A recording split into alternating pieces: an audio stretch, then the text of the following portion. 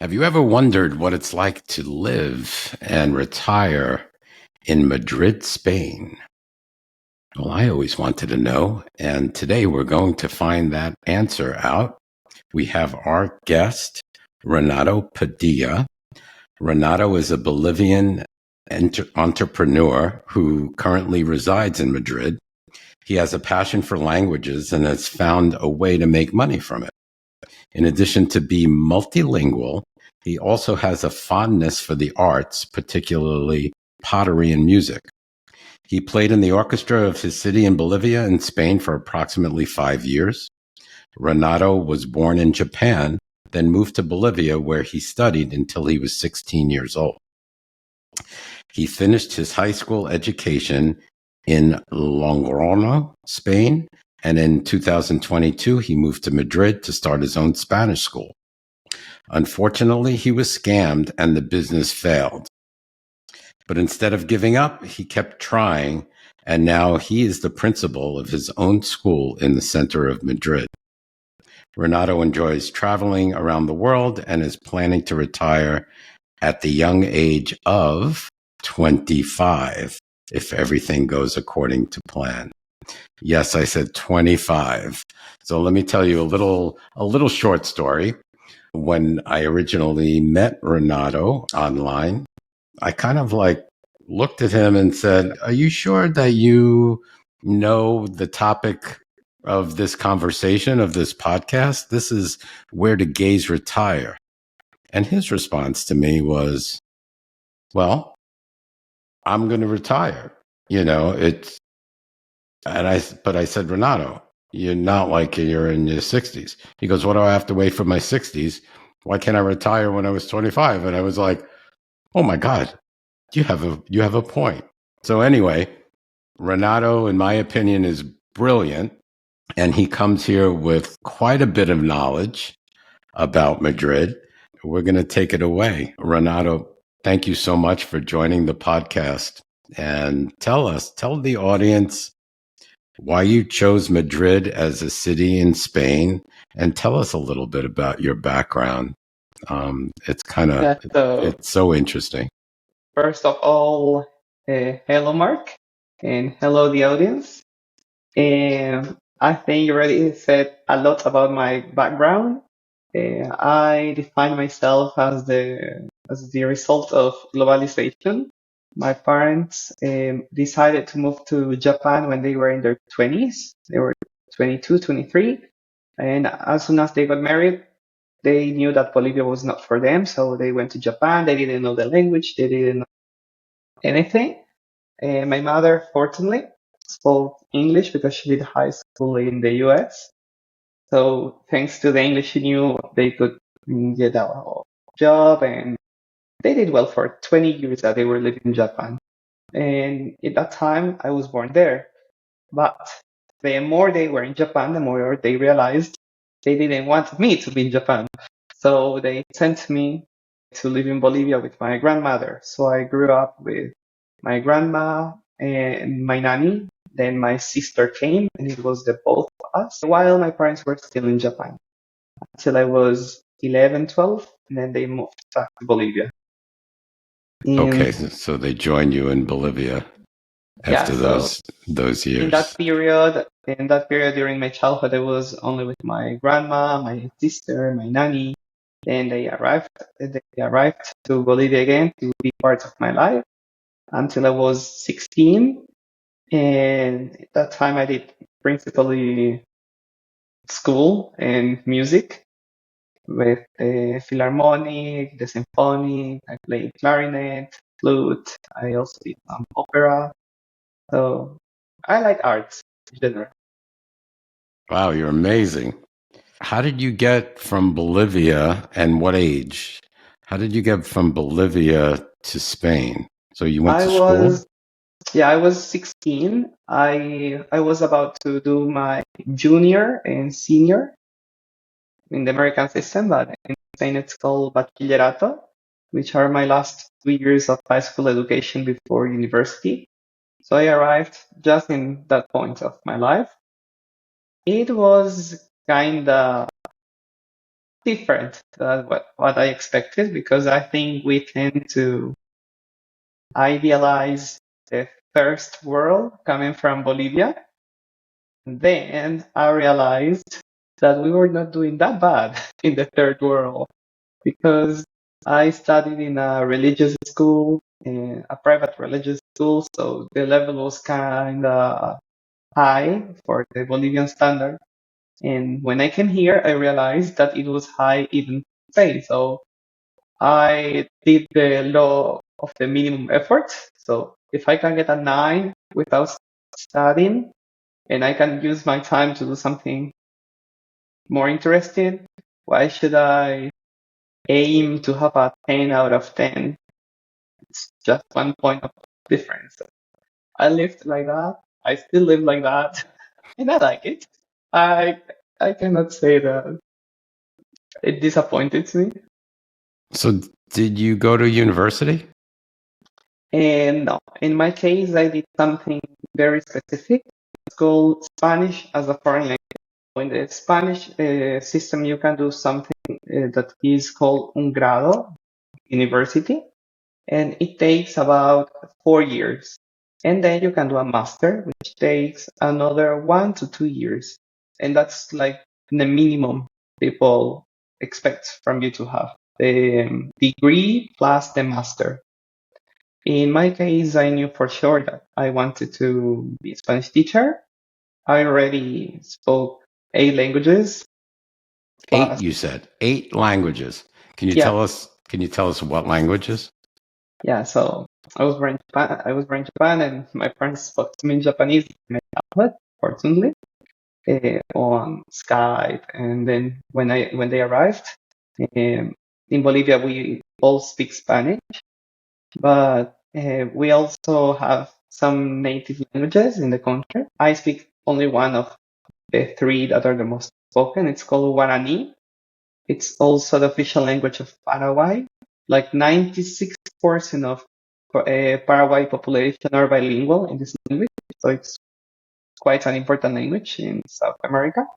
Paraguay, not Uruguay, right? No, Paraguay. Yeah, Paraguay. Paraguay. Okay. Yeah, yeah. I come also from a city, Santa Cruz de la Sierra, that is next to Brazil. So we have a huge amount of Brazilian people living among us. And I've also been to Brazil quite a few times, and that's why I speak Portuguese. My husband is French. He's actually a French teacher, and he speaks also quite a few languages, and that's why I speak French, because not because of him, because he speaks Spanish perfectly, but because of his family, because they don't speak any language. So I had to learn French to communicate with them. And German, I was dating a German guy for a period, and then I learned German with him. Then I was dating this English guy when I was living in Logroño at the beginning, and I learned English with him. Way, way better. I spoke before because before I spoke English, and it got better. And I speak Italian because I love Italy, and quite easy for me to learn languages, so why not? I know Italian. And then in high school, I also studied ancient Greek and Latin, which are extremely important for etymology and everything related to the Latin languages. So Spanish, French, Italian, all of them are related thanks to Latin and Greek. Wow. That's incredible. I have trouble learning English. And I'm from the US. And here you are, 22 years old and knows 8 languages. It's pretty incredible. Let's that's that's definitely incredible. Let's talk about Madrid. Why did you choose Madrid as a city in Spain to settle down and live? So the languages is actually the answer to that question because Madrid has an amazing expat community. It's full of people from all around the world. And there's a characteristic in Madrid that is quite beneficial for me. That is that Spaniards don't speak English. If you in the audience want to move to Madrid, don't expect in English. They won't. Half of the world speaks Spanish, so they think like, why? If half of the world speak my language, should I What do learn I? anything else? Right. So yeah, the same that probably American people think like half of the world speaks English. Why should I learn? The same in Same Spain. thing. So same thing, and yeah. Uh, So that you saw, like, in the back of your mind at that time, you saw an opportunity oh, for sure. Yeah, that, oh, I can teach Spanish to English people. yeah. Actually, not only English, like any language they speak, I don't really mind. Any language. I But you have students from Korea, from Turkey, from Vietnam, so many countries, even from Kazakhstan, countries that you might never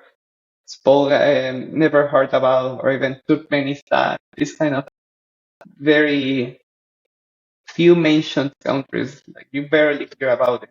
Azerbaijan, it's very nice. so that means, so people from all these countries are, that decide to move to Madrid, you have to know, well, Spanish, but you kind of have to know their language too to get them to understand what you're talking about. And I'm sure you have people working for you, right? Yes, That yes. teach different. Now I'm not teaching anymore. I'm just managing the business. I recently went to Bolivia for a whole month and I managed everything online. So that's part of my retirement plan. And yeah, I mean, my tutors, one of them is from Costa Rica. He speaks Spanish, English, French, Portuguese. The other one from Madrid, she speaks Spanish and English. The other one from Bolivia, actually, he speaks Spanish, English, and Arab. He's bilingual in Arab, which is quite interesting for the business. Then I have another one who is bilingual Spanish, Italian, but she also speaks English and French. So yeah, I have a good staff. That's incredible. Okay. Tell us geographically, where is Madrid located within Spain, and where is the center city? And so Madrid is not on the coast. It's kind of like in the middle. Tell us a little bit about the geography. Yeah, so Madrid is, as I said, right in the middle. We have something called kilometer zero, the kilometer zero, in which all the roads of Madrid converge, and it is 100 meters from my business, which is nice because it's the center of the city. So the center you can divide it in a few areas. One of them is Sol, which is the center of the center. Then you, according to what you like, you have, for example, Chueca, which is the gay neighborhood. You have Salamanca and Malasaña especially, which is the posh neighborhood. Then you have Retiro nearby to the Retiro Park, which is also very expensive, very posh, and yeah, one of the most expensive areas of the city, actually. Then you have other areas like La Latina that are more alternative. So you like this alternative scene, like the secondhand market, restaurants from Latin America, restaurants from Africa. That's a nice neighborhood for that. And that's it. So that's like the little map of the center. Okay. And so there's no beaches around Madrid. So you'd have to travel hours to get to a beach, right? I mean, hours. And you can go to Valencia. You could be there in like an hour and a half, Oh, maybe. really? Oh, Yeah, bullet train or speed train, the the bullet fast train. train. Yeah, the fast train. Oh, we'll talk about So that. We'll talk about that too. yeah, Okay. So tell us about the climate. What's the climate like in Madrid? I know now Madrid, would it be on the same latitude, longitude as like, I'm trying to think. Is it Canada or New York? I'm not Might sure, might but because they have seasons. might be New York. Might Yeah. be New York. Oh, I'm not totally sure, but it is for sure something different than what I'm used to because I come literally from next to the Amazon. If I Bolivia drive is from my warm. house in Bolivia, I can just arrive to the Amazon in like 10 hours, maybe 12. But Madrid is the opposite. If I'm used to the humidity, Madrid is extremely dry. Okay, but Madrid also has four seasons, correct? Yes, you have the four seasons. So it And does get they cold. are very well marked. Like you feel them. That's nice. I like four seasons. So the trees change the color of the leaves in the fall. Yes. The Yeah, we spring, have everything is growing. yeah, that's exactly And the how winter is defined. freezing. Does it snow? It's it's freezing and the last snowstorm we had was like 2 or 3 years ago. It paralyzed the city. People didn't go to work, they didn't go to school, they stopped working, living. It was awful. I think Madrid was not prepared for that snowstorm. It was called Filomena. Yeah, it was different, a phenomena. Aha. Do you have a rainy season? Does it get in the spring, maybe? Does it rain Actually, now it's kind of rain. in the winter? Yeah. Okay. If it doesn't snow, which usually it doesn't snow, but it So now it's rains. not snowing. But it rains. This current year, it hasn't been snowing, but it rains. Okay. Okay. How cold do you think? Do you know? I don't know if you know Fahrenheit as far as centigrade or Celsius. I Do you know know Celsius. Celsius? Do you know how cold does it get in the winter? Okay, so I'll tell you now in Fahrenheit. So in Fahrenheit, uh, oh no, this is still Celsius.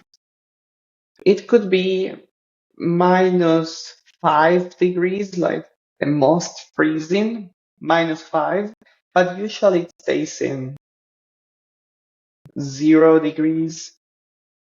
It's still cold. Yeah, but during the winter. And as I Yeah, said, because of how dry the city is, it gets hot. I feel it way less cold than I would feel it probably in my country. My country it's 20 degrees. I'm dying. I'm freezing. In Freezing. here, in here, 20 degrees is Not perfect. that I can bad. go. No, no, it's really okay. Okay. It's like here in the desert. I live in Phoenix, Arizona. It's in the desert, so it's very dry. The winter, when it gets down to at night, either 40s or 30s Fahrenheit, it's Yeah, freezing. To me, it's freezing. But to yeah. anybody But else, I think the problem in Madrid is the summer because there's no beach, there's no nothing. so it gets hot. People, because of how dry it is, you feel that you're in a sauna. So even Mm, if it's like 35 Celsius degrees, you feel it like 45 because it's it's so so hot, dry, it's so dry. dry. Yeah, you just want to like go into a swimming pool. Yeah, yeah, and the swimming pools are full. And Yeah, I bet. I bet. Okay. Is living in an LGBTQ neighborhood important to you? And does Madrid have those type of neighborhoods or gayborhoods, as we call it in the US? yes, actually, I think the whole Madrid is very gay. Starting from that, like you see the LGBT representation everywhere, and the gay neighborhood. by excellence is Chueca. And me personally, I wouldn't live there. It's even way too much for me. And also because of the gentrification, there's just a few people that could afford living in Chueca. Oh, so the gays But came in and gentrified the neighborhood and drove all the yeah, prices up. I think that's because the landlords realize, okay, we have these gay men that are in their 40s.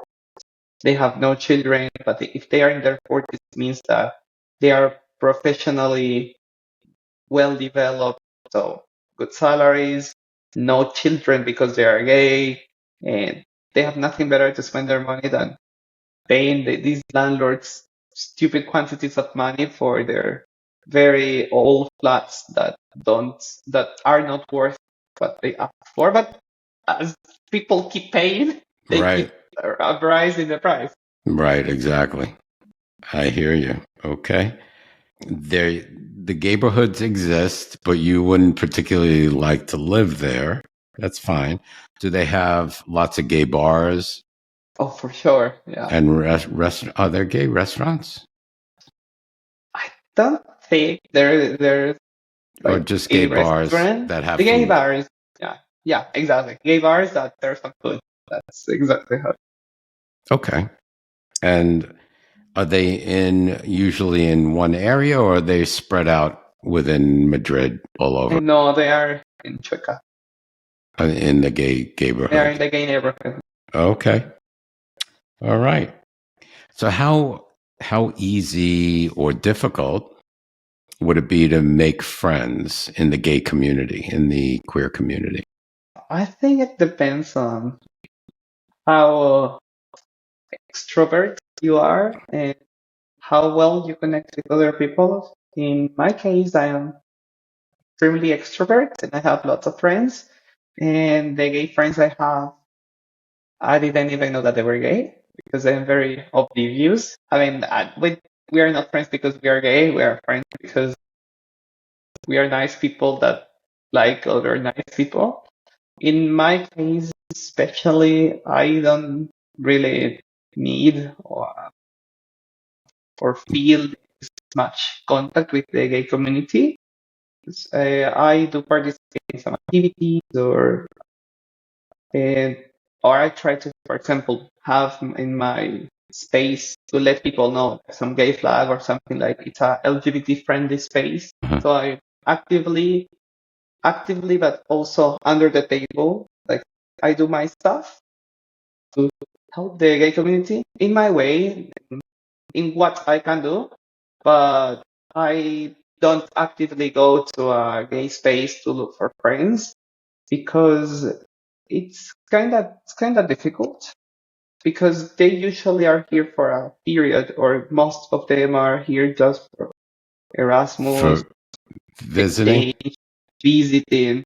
So it doesn't really make a lot of sense for me to invest a lot of time and energy making friends that I know that will be back in their countries within a year, within 2 years, because I cannot see these long-term friendships going on. So I want my relationships, friendship, any kind of human relationship to be long-term. And if I cannot do it, then like meh. Yeah. Yeah, I tend to agree. Friendships, I agree. You invest time in friendships, I think that they should be intended for long term and not short term. So I totally agree. And the thing is, probably in Spain, and just thinking about it, that it may not make a difference like it may in the United States because there's a lot of there's a lot of stuff going on in the United States, let's say, that makes one uncomfortable sometimes being around non queer folk or gay folk, LGBT folk. Whereas in Spain, it doesn't really matter that much. Yeah. I think you expressed my point perfectly. Like maybe in the States you have this extremely religious fanatism, which probably if it's not a gay bar, it may happen that if I kiss my husband, there is this crazy Karen yelling at me like, "Why do you do that in front of a child?" Exactly. And in Madrid, it doesn't happen. Like I don't need to seek for a safe space because Madrid is itself a Safe. safe space. So maybe that's why I don't feel the need to be in the gay community, as I see Madrid as an extremely gay friendly. Wow. That is refreshing. It totally is. It makes such a big difference too in the way you live day to day. Yeah, because even the fact that I don't need to think about where I'm going or what should I do, it's just Be uh, yourself, and it doesn't one matter. one less one less thing to think about. You're right. You're right. Well, you're a smart guy. So let's talk a little bit about, is speaking Spanish a must? Since this is this is your field. If I wanted to live or retire in Madrid, would I find it difficult? Let's say I didn't know Spanish or I had minimal Spanish, because I would think before even leaving for Spain, I would try my best to learn a little bit. But that's where your teaching comes in. Do I need Spanish? So in other words, if I speak English, are there other English speaking people that I can get by a little bit? Or do I I really mean, need to the take your class? the international community is huge, but then I think there's this decisive factor, which is do you only do you only want to belong to this apart expats community living another life in Madrid? So you put yourself in this kind of expat apartheid, or do you want to live the real experience, living in Spain, having contact with other Spaniards, visiting little villages in the middle of nowhere, and having a chat with this 90 years old grandma that could tell you how she survived the dictatorship of Frankism in Spain. So I think there would be like so many things that you would be Missing. missing. That I think it's worth it to learn the language at your own path. I mean, I have students that they speak fluently after 3 months, some others after six, some others take maybe a year to speak fluently. So each person is totally different and our background is totally different. Do you So get people older like me yes, I as had as a I had students in their 68, 72, 62, 58, 55. do you find it's more difficult for them to pick up the language at an older age? Actually, they were all European or Middle East, which Oh, means that they speak at least two or three languages. So, okay. So it's not that hard so for they them. were not American. Yeah. Okay. And Yeah. I there think the was, Americans would have a problem. so there was an American one. He was from New York. I don't say the name That's because where I was from. yeah, so I don't say names or anything, but Hmm. he was about 72, not that old. He was still in shape. And he spoke also Turkish because he was the first generation. His parents moved from Turkey from Istanbul specifically to New York to start start this American dream thing. And they spoke to him in Turkish. So this guy was bilingual in English and Turkish. And even if he was American, I think he had a huge advantage. But by the fact of being able to think in a different way linguistically. That's impressive. I envy you. My God, 8 languages. Whew. I'm telling you, I can't even get my English down pat. So, okay. So I can get by. Most people don't really speak English, and knowing the language really helps. And it also helps because without learning Spanish, you're really missing out on a lot of the culture and society. You're limiting yourself. You just want to, if you just want to know English and just live with the expats, that's fine. But you really That's want to. totally fine. I have some students in my school that have joined the lessons from A1, the basic level. And Mm-hmm. I'm like, why did you decide to start Spanish? And they were like, oh, because one of our close friends who is one of your students. And I was like, who? And then they told me, this guy. He was like, oh, nice. And we saw that in 2 years, now he speaks amazingly well, like in upper intermediate. And he's 55, 56. So he's almost 60. And within 2 years, he learned extremely fast. And and they are like, and we have been living here for 7 years, and we don't speak Spanish, like barely. Hola, ¿qué tal? Bien, me llamo Pepe, something like that. As they saw that someone closer to their age, from the same city, from the same country, from the same background, learns the language, they are like, okay, it encourages us And and we them, stay behind because right? this is this. And I'm like, yeah, this is not a competition. They're like, yes, but if he can, then I I can. can. Cool. Cool. That's great.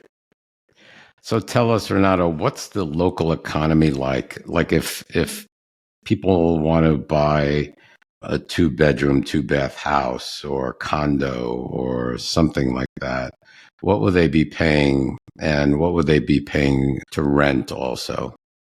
Like a 2 bedroom To rent, I don't think it's even worth it to rent, because if you calculate how much you're gonna pay in rent, it's is way too high. much.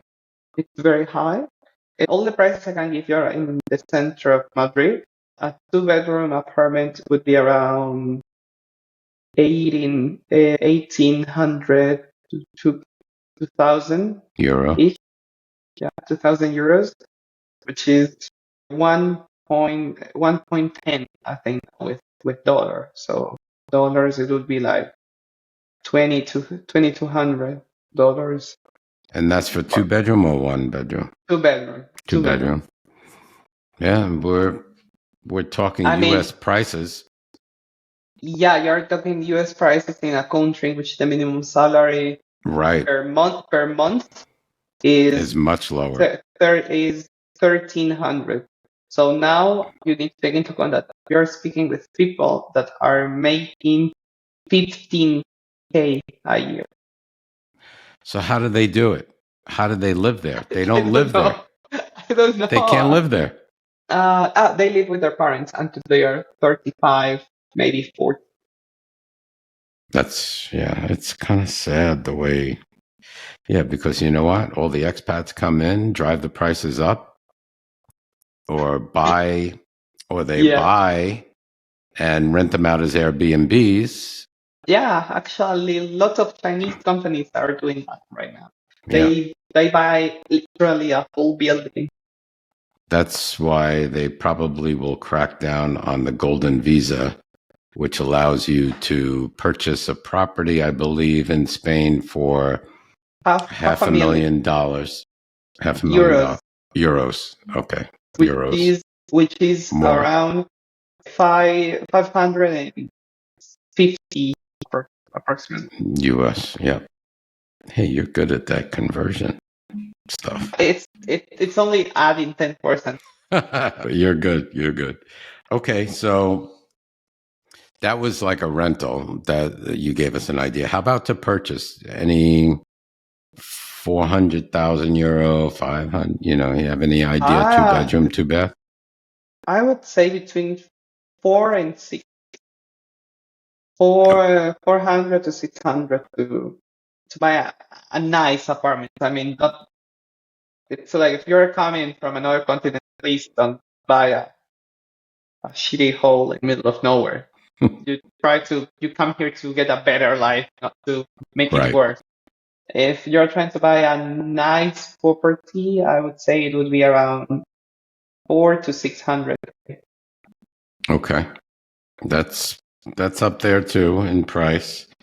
How about electric bills and utilities, electric and gas? I know fuel gas is expensive in Spain and in Europe, Yeah. but how about electric and gas for the home? I I think I pay around six 60 euros a month in electricity and Not gas. bad. And gas, it could be around 80. It's more. Okay, Yeah, because gas is I expensive understand now because of the war with the Russia. war. Yeah, that's what I in fact, just got off with my Amsterdam interview, and they said that gas prices have gone up because they used to get their gas from Russia. Yes, very cheap. Yes, very cheap. And now that there's the war in Ukraine, they're not getting the gas from Russia, or it's more expensive. No, they are just not getting it because the European Union decided to ban anything that comes from Russia. And it would be a little bit, what do you say, Hypocritic, hypocrite, hypocritical. hypocritical from them to ban Russia, everything except the gas. Right, right, right. Yeah, I agree. Okay, and how about water bills? I think we don't pay them. I mean, as a tenant, I think I don't They're pay included whatever. in the Yeah, rent. yeah, it's included. Okay. But it shouldn't be that much. It shouldn't be that much. I know my mother lives in a 3 bedrooms apartment in Logroño, a city in northern Spain. She pays every 6 months like 150 in water. In water. Okay. And taxes. Taxes are expensive, Oh, right? yeah, Because you make me cry every time you remind me. taxes are high because you get stuff, you get things for your tax money, right? So you Oh yes, get medical. you have an amazing public system education. You have an amazing public health system. You We get have things. We get very, very good things. I think it's even the best in Europe that we have in Spain. The best health system. I wouldn't doubt it. I really wouldn't doubt it. And we'll get to that. We'll get to healthcare in just a few moments. But does Madrid have an arts and culture scene? Like, do they have live theater, museums? Oh, I know they have museums. Yeah, a lot of theaters, a lot of museums, a lot drag queen scene as well. Oh, they do? Yeah, Madrid? yeah. Cool. They don't ban drag queens then. No, this is not Texas. Not like, not like Yeah, Texas or Florida. I shouldn't yeah, say that, but okay. yeah. I remembered once when I was in my high school, my last, no, my first year, which was my junior year, and then it happened with Texas massive shooting going on, Hmm. and instead of banning the gas, they banned drag queens the same week. Like during the same week, they banned drag queens, Right. and the teacher's assistant who was from Texas was like, I don't know how to answer because we were 16, 17 years old, and I was like, what is going on in your country? Like, why, if you have problems, instead of solving, they ban the drag queens? Like, what is wrong with the drag queens? Yep. That's what we keep on asking. And yeah, Yeah, it's I mean, amazing. those are things that I think that shock anybody who is not from the Not US from the US. or is not familiar with the US Hmm. because we don't have guns, we don't have weapons, we don't have anything. Maybe you could kill someone with a toothpick or something like that. Right. We'll get to that too. But as far as arts and culture, you have movies, you have theater, live theater, you have opera, you have basically everything at your Everything and disposal available also in English. and available in English.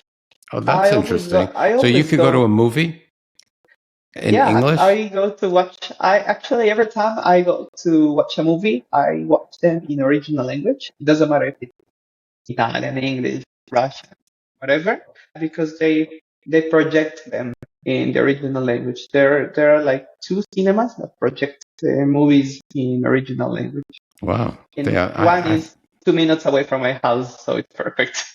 that's great. That's great. Okay.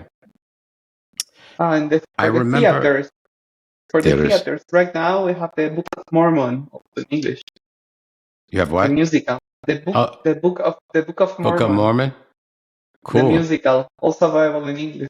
Wow. And that's live theater? Yes, sure. Oh, wow. So you could see live theater in English. Whew. I mean, Okay. it's in Spanish, but you can see the subtitles Okay. up there. Like there are huge It translates. screens where it translates everything going on. Also in Oh, the opera, if you go to see that is a kind of Spanish opera, and you also have access to the English translation of everything going on. see, I always wondered about that. You just answered my question because I said, you know what? If I move to Spain and I'm really, I'm trying to learn the language and I really don't know the language that well, and I wanted to see like a off Broadway show like Book of Mormon, how would I understand what they're saying? And then Yes, you will. They realized a long time ago that lot of the public that they get is not from Madrid, so they had to solve it. got it.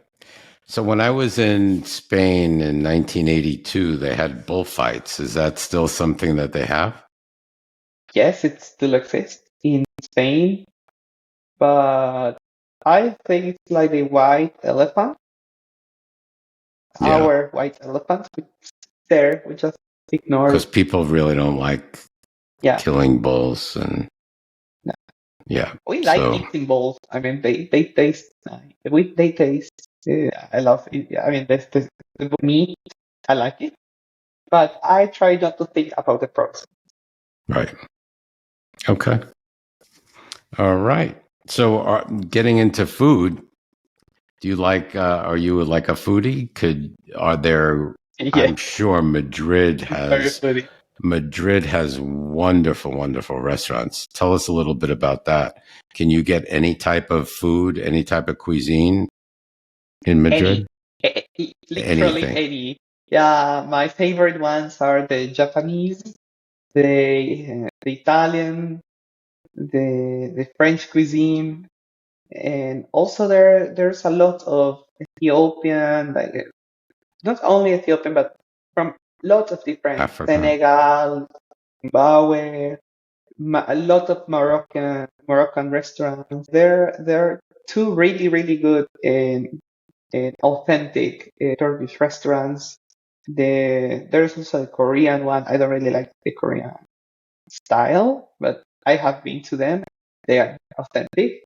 So I authentically don't like the Korean food.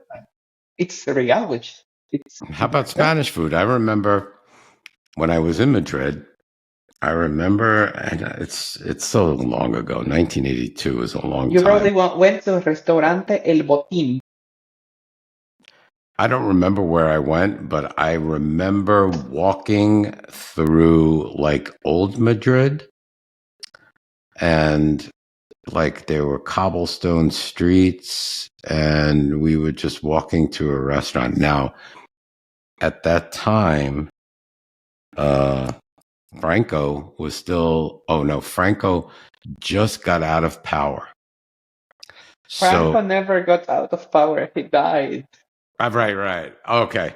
So he died right before, I think, 82, like a couple of years before.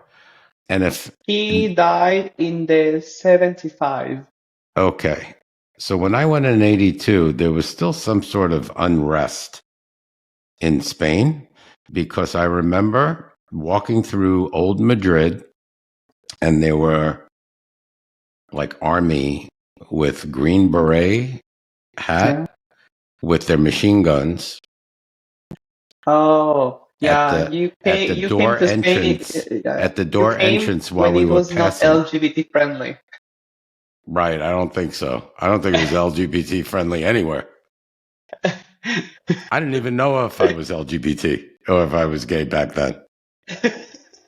I probably knew, but I didn't know what it was or whatever. Or maybe It I didn't did. have a name. Right. Maybe I did. But we won't talk about that. Okay. I could still get paella, You can get anything. anything. I mean, if you want the real paella, please go to Valencia. Valencia. Yeah. Mm-hmm. Yeah. But if not, you have very, very, very good restaurants that are not that expensive. I mean, you can get an amazing dinner for 30 to 40 euros per person. I But you remember can you can also get an amazing lunch, like menú del día, the that's daily what, menu, yep, for 10, 12, 12 euro. 12, not 10, but 12 to 15 euros. You can get a very, very good menú del día, which is the starter, the main dish, the drink, and the dessert for Wow. 50 euros. That's incredible. I love Yeah. that. I really Yeah. like that. Oh, and I remember it was the first time. It kind of shocked me too, because in the US, I'm not used to this. So when I went and I ordered seafood in Madrid or wherever I was in Spain, like shrimp, the prawns, they looked back at me and they had their eyeballs in there.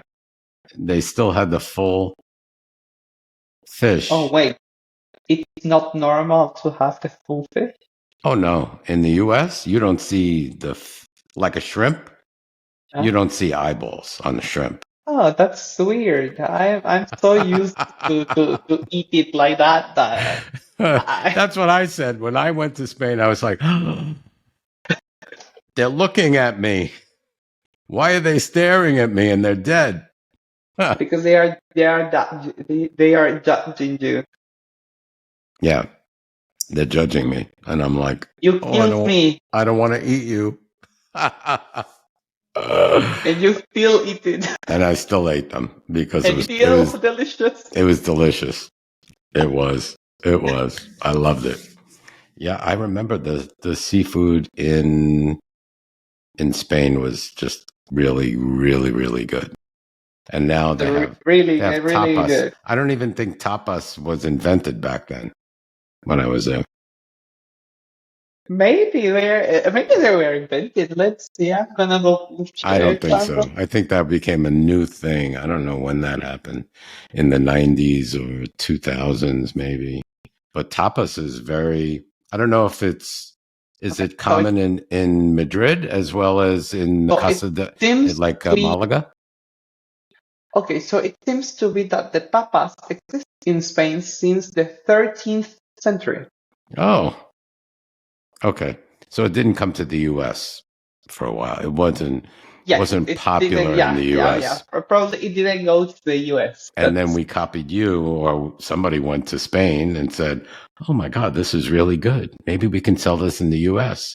Little plates." Ah, yeah, but probably you did something different because in Spain, what we do is you go to a restaurant, you get your drink, and they serve you the tapa for free. So that's the idea of the tapa to accompany what you are drinking. So it's normal that maybe you're not paying the real price. You're not paying the 2 euros that it values the beer, but you are paying 4 or 5 euros for the beer, but you have tapa. So nobody cares if there's an overprice in the beer or drink or whatever because you get tapas. so the difference is in the US, you're paying for your drink and you're paying for your tapas. So And you are paying 20% for the $20 for tapas. no plus 20% for tips. Oh yeah, 20% for tips. And again, We don't tip, and we don't tip in Spain. Don't tip in Spain. Like it's not normal. Like it doesn't happen. We don't have, and there are regulations about work which people can arrive to the end of the month with their salary. So we don't need to obligate the client to give a tip. so they pay their workers a proper wage to live. So they don't In which so the require work, yes, so the they don't worker is not require the 20% tip. extortionating you. Yes, exactly.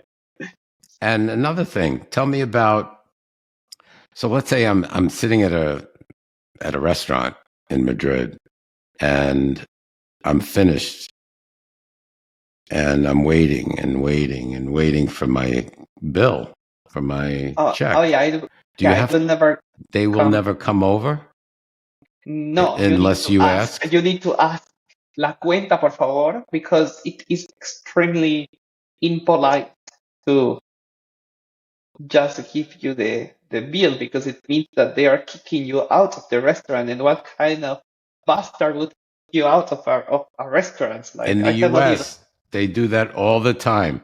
So they want to turn over as many tables as possible. So they're like, oh, what could I get you? Could I get you dessert? Is that all? Here's the check.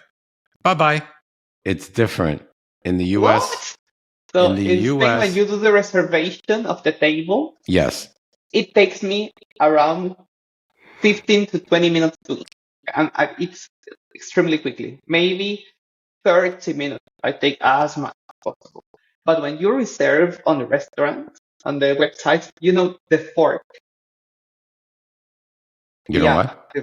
the fork. It's an app that you use to do reservation. Oh, okay. It's very common in Europe. So we use this app, the fork. And usually it gives you a time between an hour and a half to 2 hours. So if I want to do a reservation, for example, at 2 p.m., the app blocks that table from 2 p.m. to 3:30, even 4 p.m. because you're paying. Okay. The difference is in the US, you make a reservation for 2 p.m. 2 p.m. is it. Let's say you get in at 2 p.m., you have your meal, and maybe by 3, you're out. By Because, 3. yeah, And maybe when do you by have 3 time to do the chat that, like, we go to a restaurant not to eat, but for the social. social. Oh, we chat while we're eating. So, That's so disgusting. so yeah, we get indigestion. Everything is quick, fast, fast, fast. Which is No, also nice for no, your insurance because the doctors get more money and everything is about money. right. Everything is about money. So that's the difference.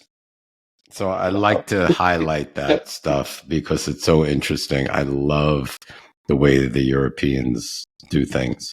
Okay. We learned about Yeah. restaurants. Let's talk about public transportation.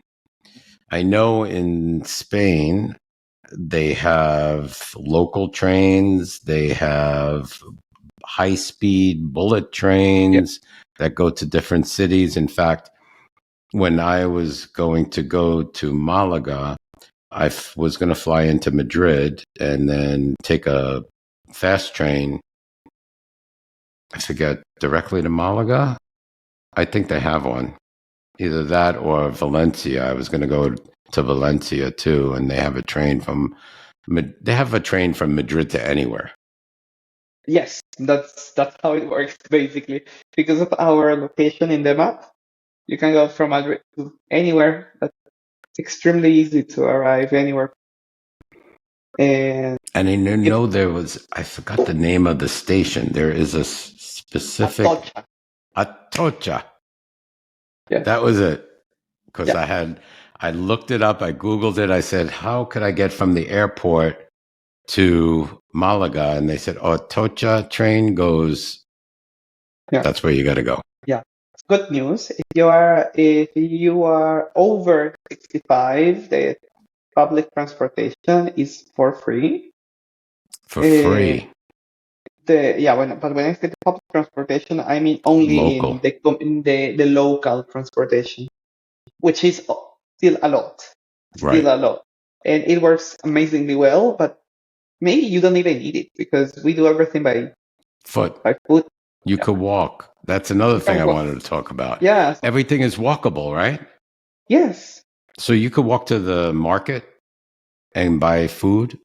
For Okay, because here is different. sure. I mean, I You have to walk take a car. five minutes, maybe. No, maybe even less, like 3 minutes to the market. Everything in the US is car centric. Everything is a car. I don't even have the car license, so you can imagine. Okay, so you could walk to the market. Can you walk to the drugstore, pharmacia? Sure. You okay? Can you walk to the doctor, Yes, you can walk to the the hospital? hospital. Hospital? See, this is what I need. This is what this is my dream of a type of place to live because I hate to drive and there's so much traffic in the US in certain cities that it's just insane. If I could walk, like picture where I live, I could walk us. I live in a major, well, I live in a midtown, downtown area. I could walk to just a few restaurants, maybe one, two, three restaurants. I'm lucky that I have a pharmacy in my building. I can't walk to the grocery store. I can't walk. You need a car. Yeah. In my case, I don't know how to drive.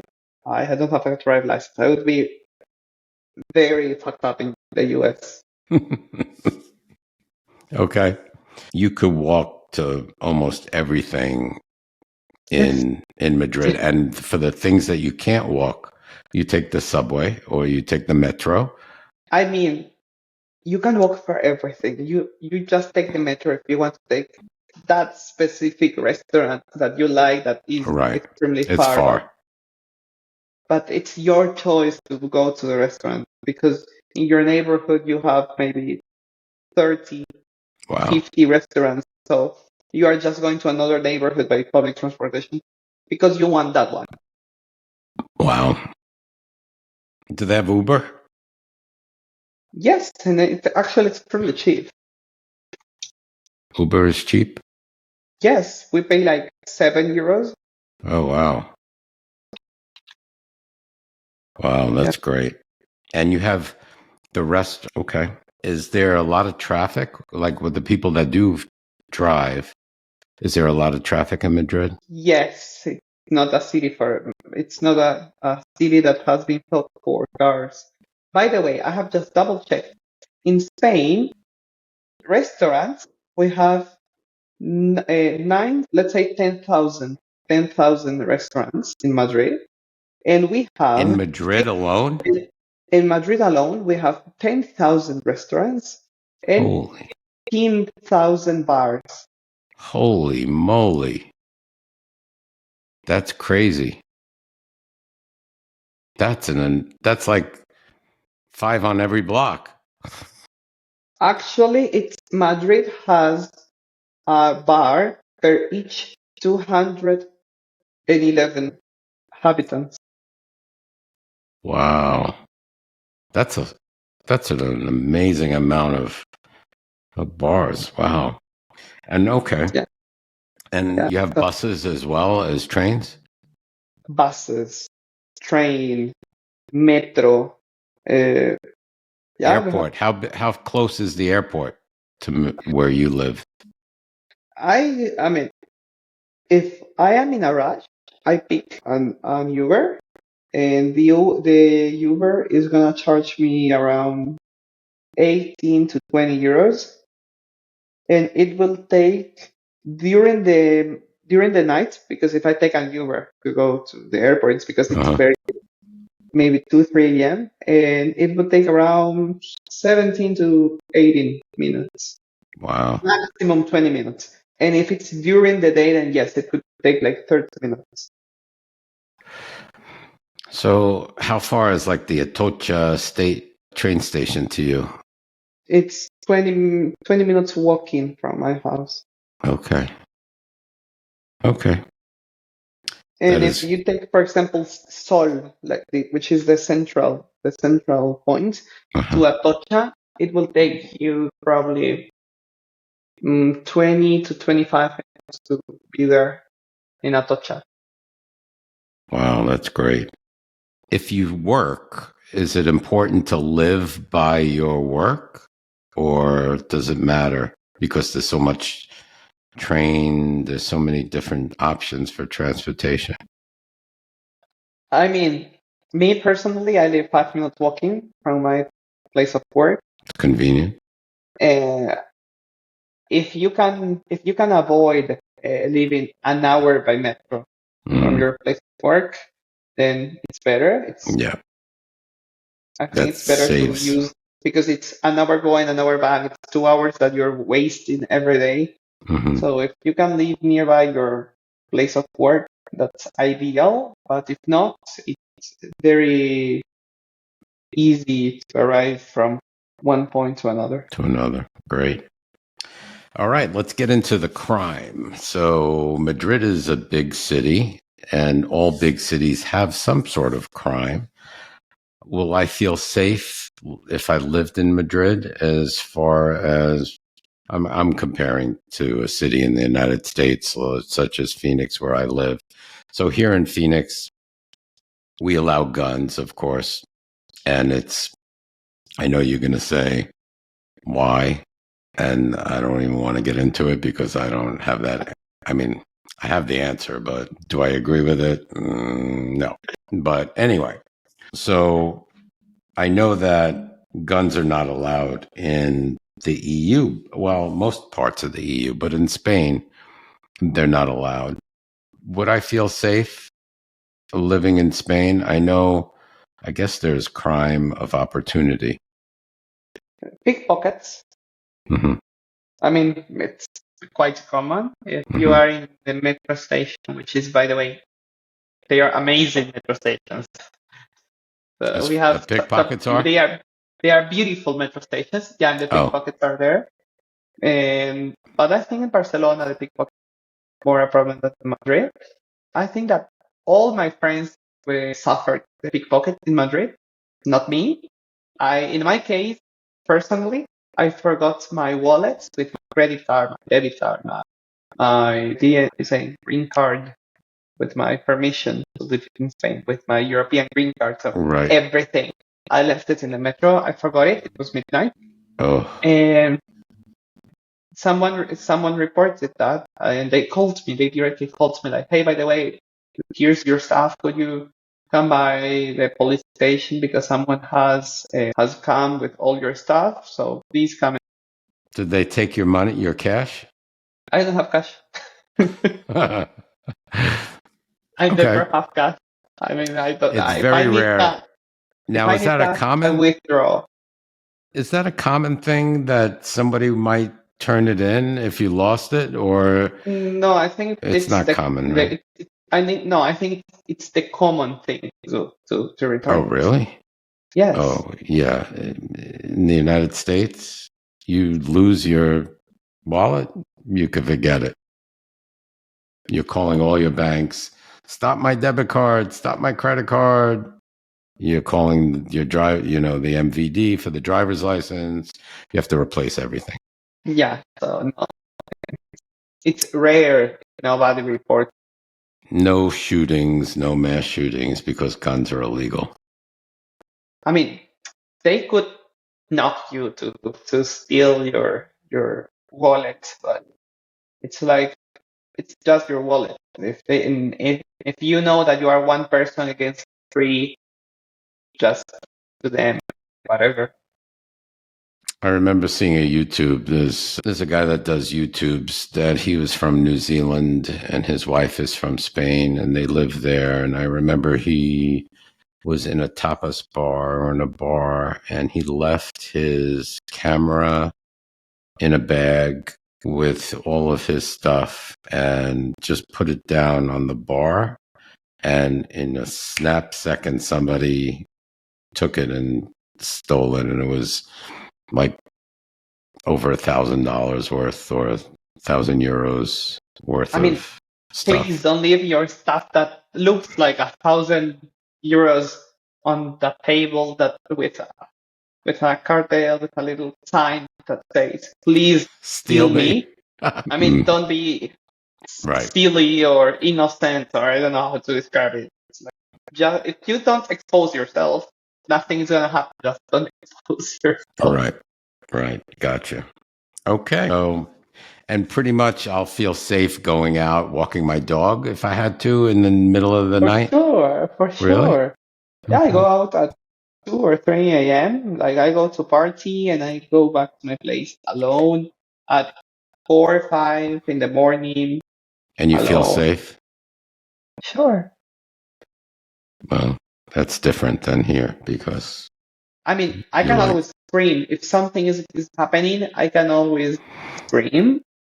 And there's always people around. It doesn't matter if it's 3 a.m., 2 a.m., 5 p.m. If I scream, people would help me.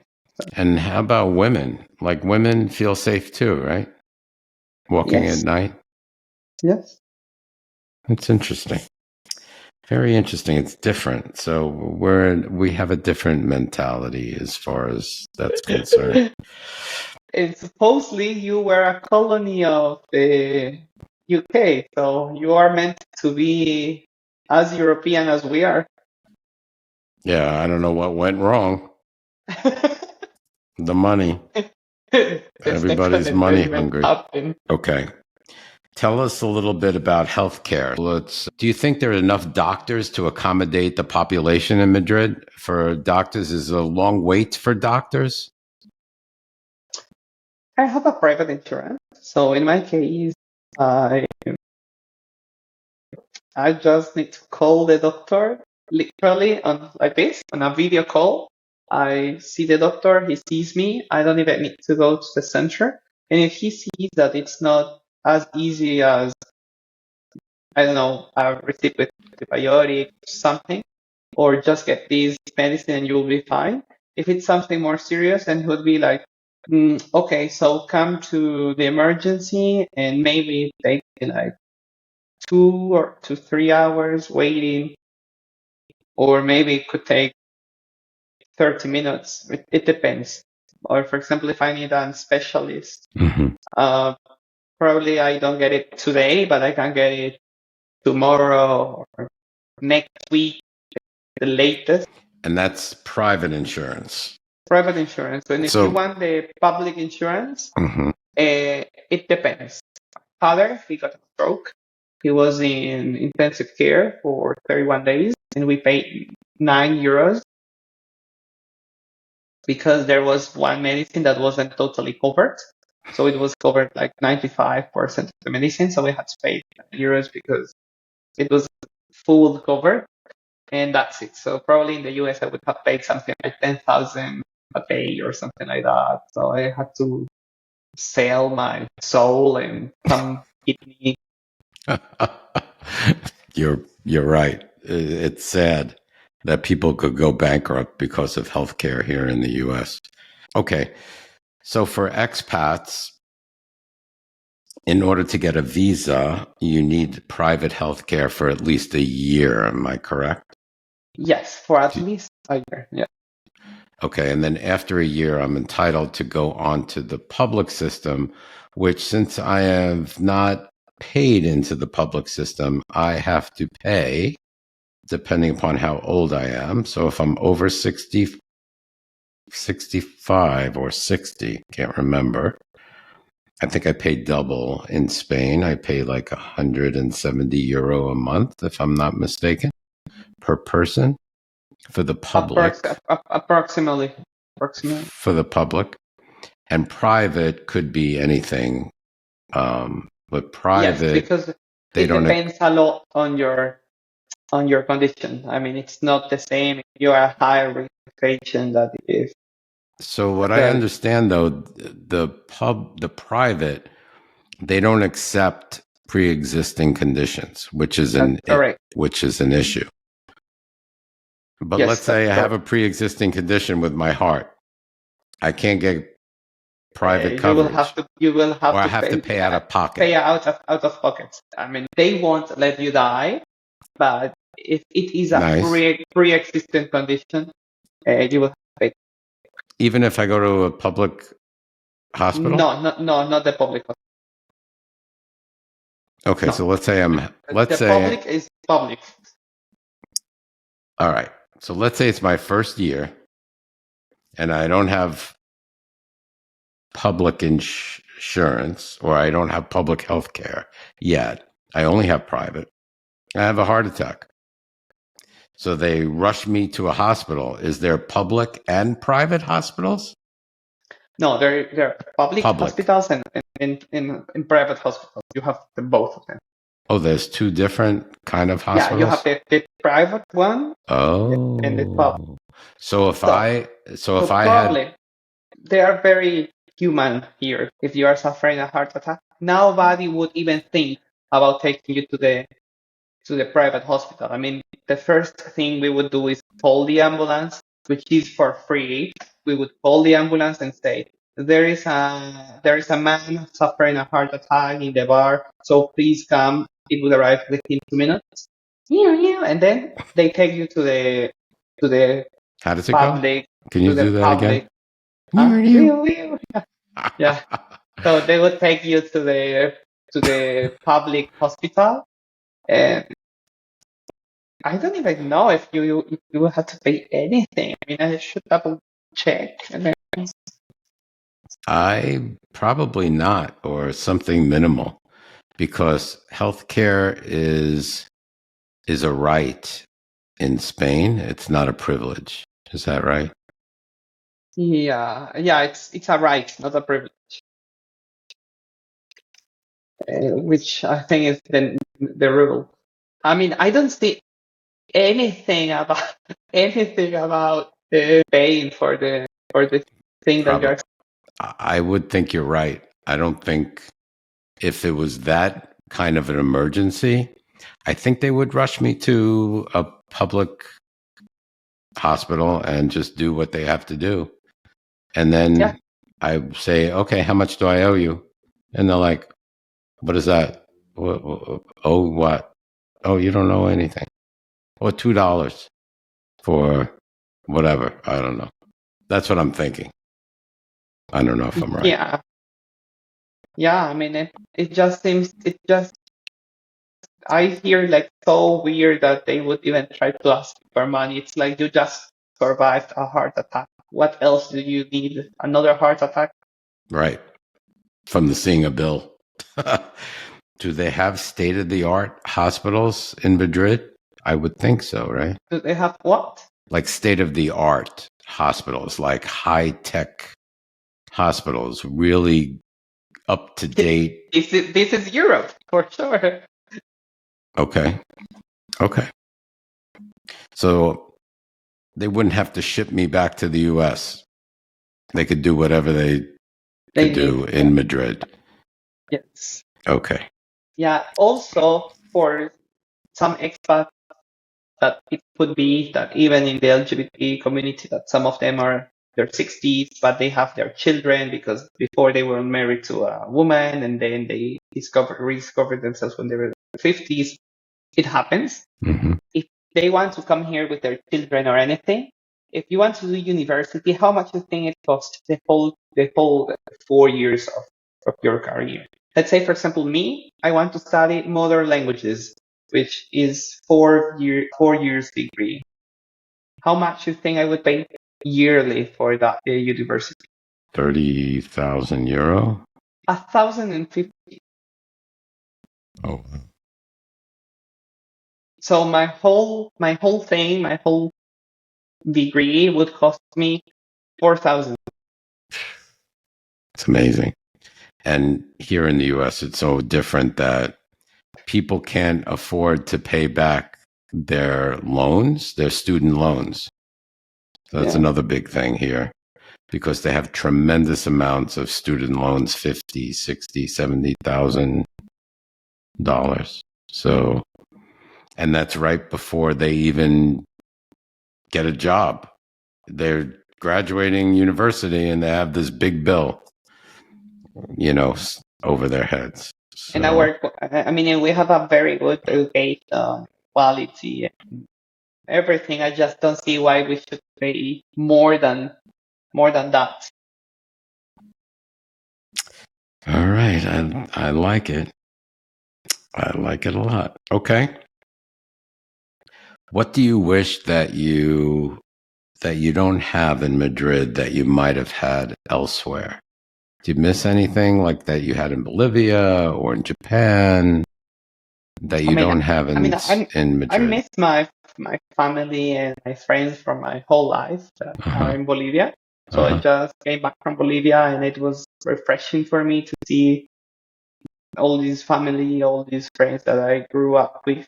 I think it's a pity I cannot share all these adventures and things and experiences with them.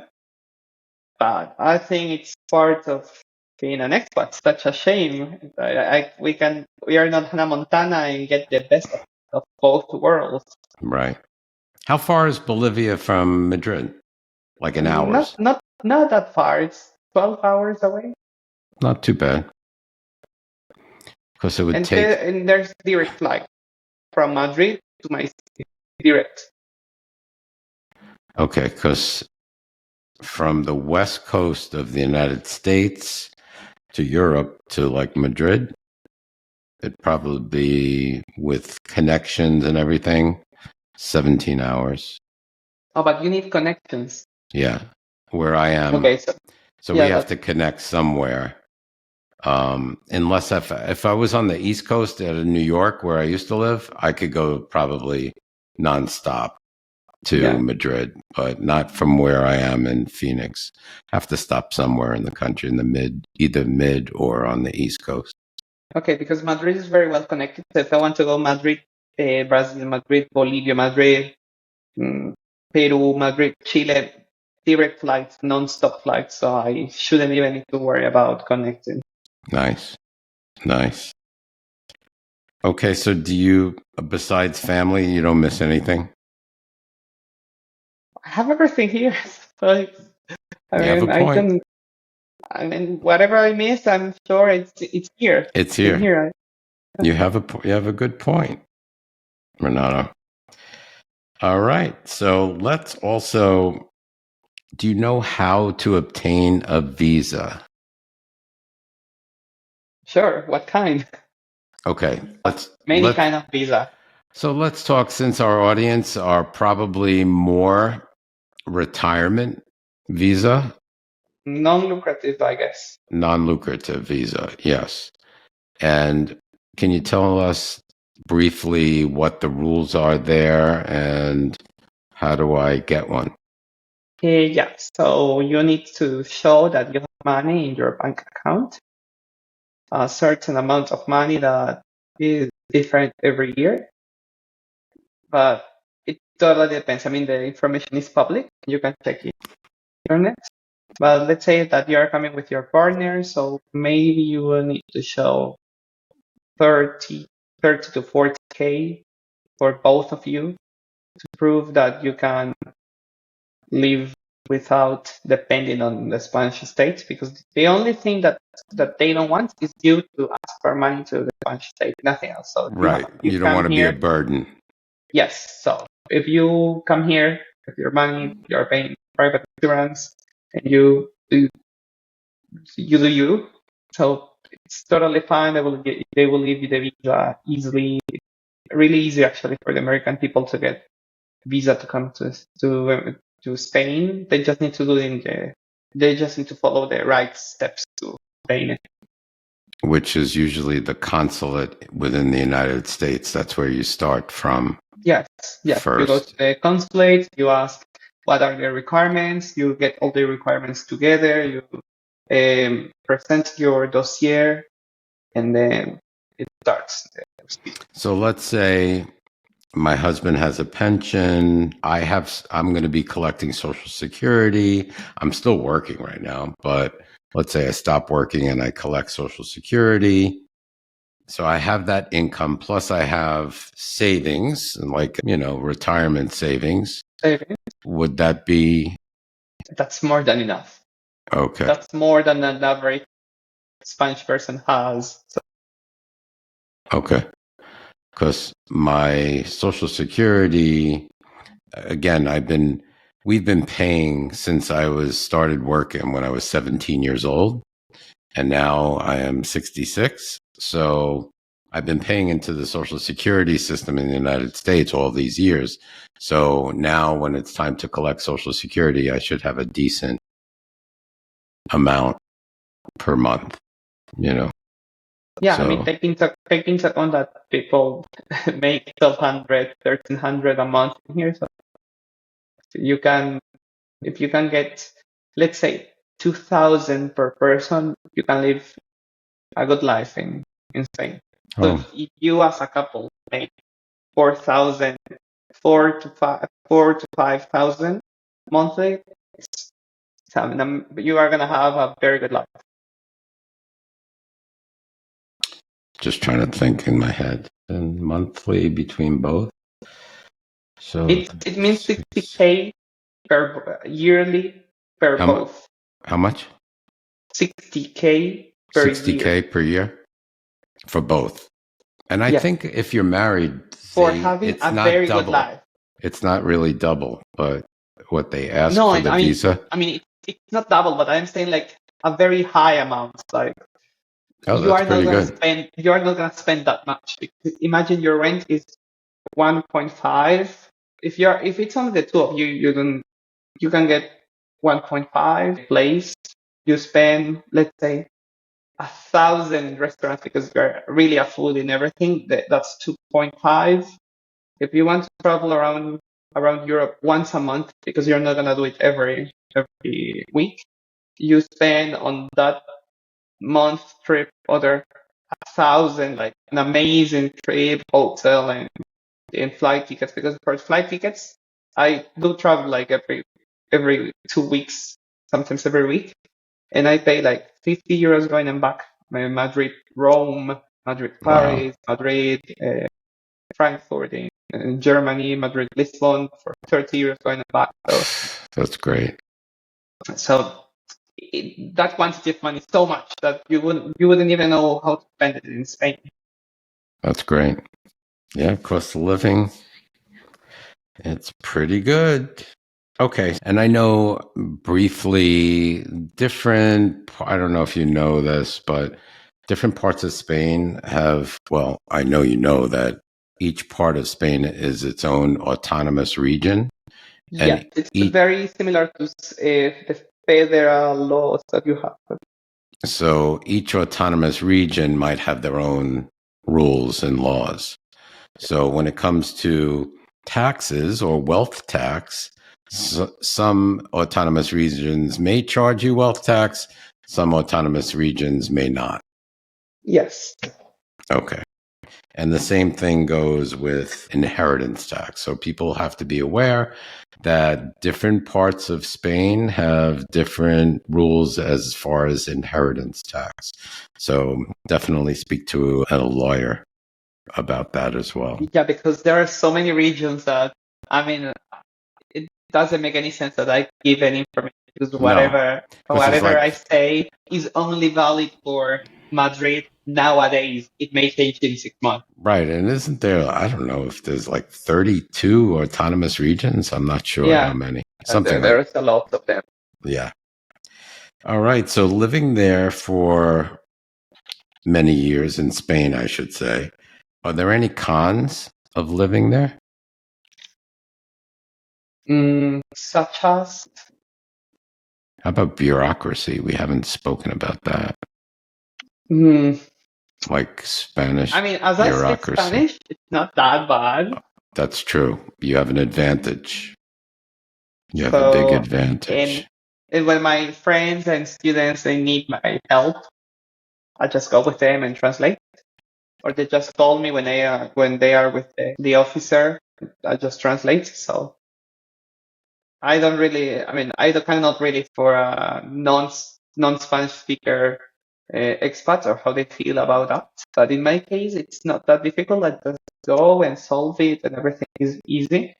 But I do realize that they don't speak English. So when I go, a lot of times it takes me twice the time that I meant to be there because I try to be kind and help some other expats that are there, and they try to figure it out what's going on, and they don't know even where to start to fill the documents. Yeah. I think in that kind of situation, the language is extremely important. Yeah.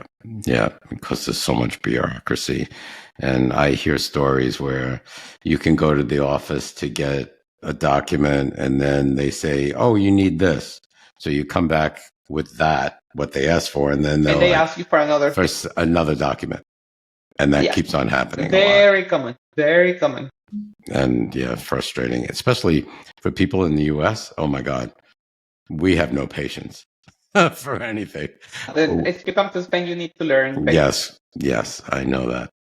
Because you cannot solve things with money. So this is not the US. You need in here, everything works on its own. You just need time. Yeah. Time and patience. Renato, in wrapping up, what would you say to our audience if they were thinking on relocating to Madrid? I would highly recommend them to have a session with specifically assessed lawyer, because I think it's very important for these American people to know what's going to happen with their money if they move here. Because I think it would be a shock if they move here and they realize that 25% of their inheritance is gone or something like that. So I think they should consider every aspect before relocating: the taxes, the health, the language. Try to start learning Spanish if you can. Start since you even consider Spain, like you want to move here in 2 or 3 years. Start now, so you are not gonna be shocked when you arrive here. I think if Spain taught me something, that the longer it takes you to plan, the better the result is. I wouldn't recommend to anybody to come to Madrid just because it's a nice place. Right. Spain because it's sunny. You can get a sunny place in Bali or Cyprus or Greece or wherever. If they choose Spain, they need to know why they are choosing Spain and consider all the options, because there is an amazing lifestyle, very healthy food, prices, very affordable for American people, very, very friendly LGBTQ people around. Like they're straight, it doesn't matter, nobody cares. Whatever you do is your business, so nobody's going to do anything. So those are the good things, and the bad things, I mean, at least for me, the taxes, because That's great advice. I pay lots of them. And also, if you have your money in the US and you're gonna spend it with your car in here, don't move your money. Like, keep it in the US and come to Madrid and you spend out of your debit card. As you didn't transfer the money, you are not paying taxes on the money that you have in Spain. So there's like a few things. You just need to use the logic. There's a lot of things to think about. It's not rocket science. There's lots of things that you can figure out by yourself. That's great. That's great advice. And you, my friend, are an amazing person. You're 22 years old and accomplished what people dream about accomplishing in a lifetime. So kudos to you.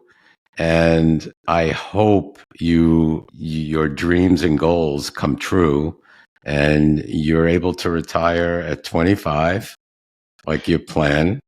I hope your business is successful. And speaking of business, where can our audience find you? Now, you only teach Spanish in Spain, correct? You don't do anything online.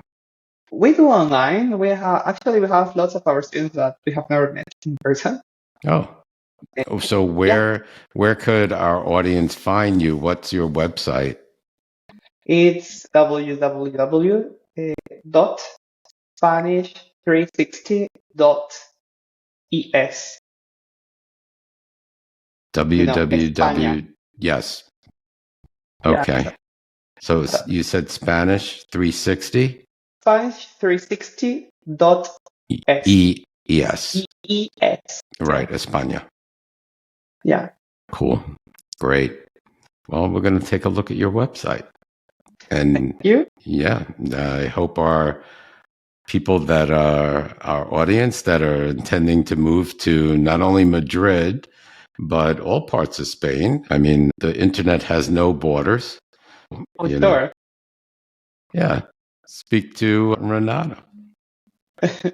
Thank you. You're very welcome. And thank you so much for taking the time to speaking to our audience today. It's been very educational. I learned a lot and we'll speak again. Sure. Thank you, Whenever you need. Renato. You're Thank you. welcome. Bye bye now. Bye bye.